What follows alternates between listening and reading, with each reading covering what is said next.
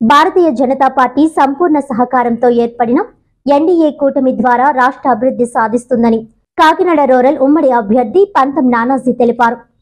గురువారం స్థానిక cosmopolitan club సమావేశ మందిరంలో భారతీయ జనతా పార్టీ కాకినాడ జిల్లా అధ్యక్షులు చిలుకూరి రామ్ కుమార్ అధ్యక్షతన జరిగిన భాజపా జనసేన పార్టీ నాయకుల సమావేశం నిర్వహించారు. రానున్న ఎన్నికల్లో మిత్రపక్షం జనసేన అభ్యర్థి పంతం నానాజీ విజయానికి తమ వంతు కృషి కార్యాచరణపై చర్చించడం జరిగిందన్నారు. ఈ సందర్భంగా ఉమ్మడి అభ్యర్థి పంతం నానాజీ మాట్లాడుతూ వైకాపా ప్రజా వ్యతిరేక విధానాలను ప్రజల్లోకి తీసుకువెళ్లాలని, అరాచకం, భూదోపిడీలు, సెటిల్మెంట్ సంస్కృతి నుండి ప్రజలకు రక్షణ కల్పించే పాలన అందించడం జరుగుతుందని ఆయన తెలిపారు. స్థానిక సుపరిపాలన అందించడంలోనూ అన్ని వర్గాల ప్రజల సంక్షేమం కోసం పాలనాపరమైన అంశాల్లో అపార అనుభవం ఉన్న భారతీయ జనతా పార్టీ నాయకులు సంపూర్ణ సహకారంతో ప్రజల ముందుకు వెళ్తామని తెలిపారు.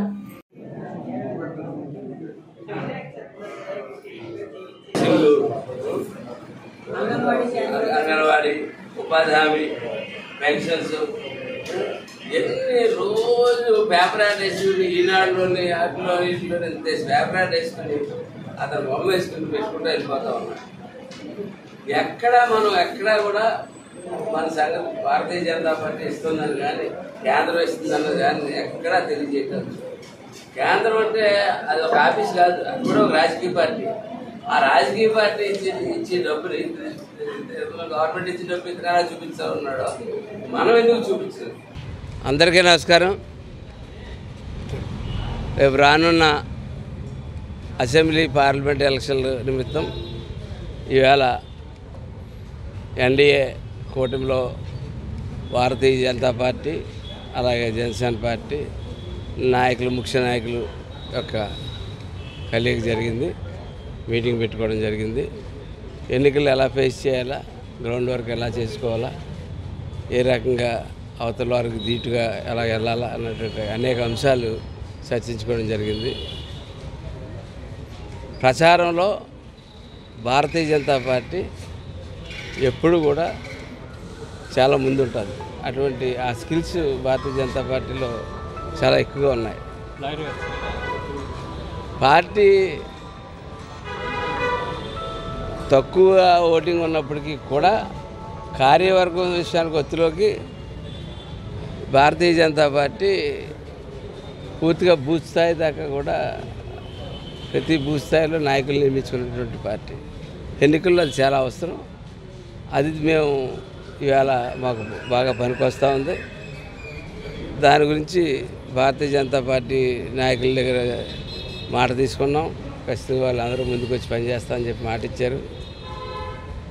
అలాగే ఈ ప్రభుత్వం యొక్క ఫెయిల్యూర్స్ గురించి డిస్కస్ చేసుకున్నాం. రేపు భారతీయ జనతా పార్టీ రేపు ఈ రాష్ట్రానికి చేయవలసిన మేలు గురించి డిస్కస్ చేసుకున్నాం. ఏదైతే పోలవరం ఉందో, Polavaram railway zone, Visakha steel, అనేక అంశాలు. అంతేకాకుండా కేంద్రం ఇచ్చినటువంటి నిధుల్ని డైవర్ట్ చేసి తన ఇష్టానుసారం వాడుకుంటున్నట్టు జగన్మోహన్ రెడ్డి విషయాన్ని నలుగురికి అందరికీ చెప్పాలని చెప్పి తీర్మానించుకున్నాం. కేంద్రానికి కూడా దాని మీద పూర్తి వివరాలతో కంప్లైంట్ ఇవ్వదలుచుకున్నాం. అట్లాగే రేపు ఎన్డీఏ ఇవాళ ఇక్కడ నగ్గిన తర్వాత 10 లక్షల కోట్ల రూపాయలు ఏదైతే అప్పు చేసి ఇవాళ దాకా లగ్జరీస్గా ఖర్చు పెట్టి ఖర్చు పెట్టి అందులో 91,000 కోట్ల రూపాయలకి అకౌంట్ కూడా లేకుండా చేసిన జగన్మోహన్ రెడ్డి ప్రభుత్వం గురించి మాట్లాడుకున్నాం. మరి ఆ 10 లక్షల కోట్లు రేపు పొద్దుట ఆ అప్పు తీర్చుకోకపోతే ఆ వడ్డీ కూడా తిరుగుతూ ఉంటే రేపు ఎన్డీఏ ప్రభుత్వం వచ్చిన తర్వాత కూడా పరిపాలన ఎలా చేయాలి, దానికి కావాల్సిన ఫండ్స్ ఏంటి ఏం అడగాల మోడీ గారిని అన్న దాని మీద అన్నిటి మీద ఒక క్లారిటీ తెచ్చుకున్నాం మేమంతా కలిసి. కాకినాడ పార్లమెంట్, అదేవిధంగా కాకినాడ పార్లమెంట్కి చెందిన 7 అసెంబ్లీల్లో కూడా భారతీయ జనతా పార్టీ ఎవరైతే పోటీ చేస్తున్నారో జనసేన అభ్యర్థులు, అదేవిధంగా టీడీపీ అభ్యర్థులతో సమన్వయం చేసుకుంటూ ముందుకు వెళ్ళడం జరుగుతుంది.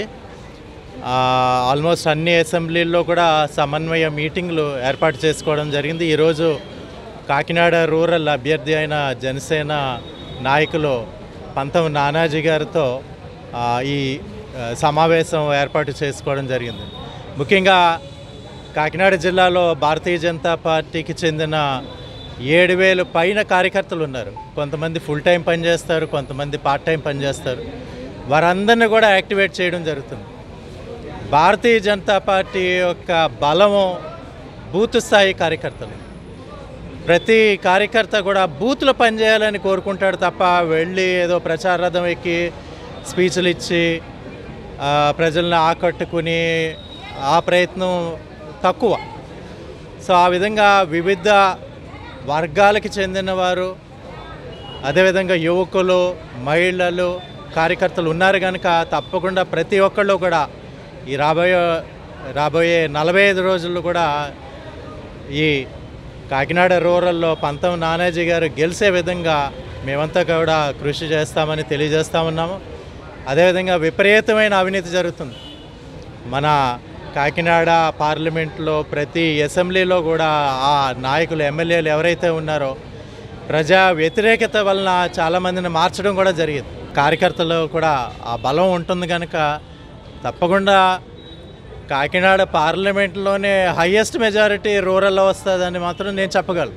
రాష్ట్ర వ్యాప్తంగా చెప్పలేము కానీ మేబీ రాష్ట్ర వ్యాప్తంగా కూడా అత్యంత మెజారిటీ వచ్చే ప్లేసు మనకి కాకినాడ రూరల్. తప్పకుండా అదే ప్రయత్నంలో ఉన్నాం. గెలుపు అయితే తథ్యం, మెజారిటీ హయ్యెస్ట్ మెజారిటీ వచ్చేలాగా మా ప్రయత్నాలు ఉంటాయి. అందరినీ కలుపుకుని బీసీ వర్గాలను కూడా ముఖ్యంగా కలుపుకుని ముందుకెళ్ళడం జరుగుతుంది.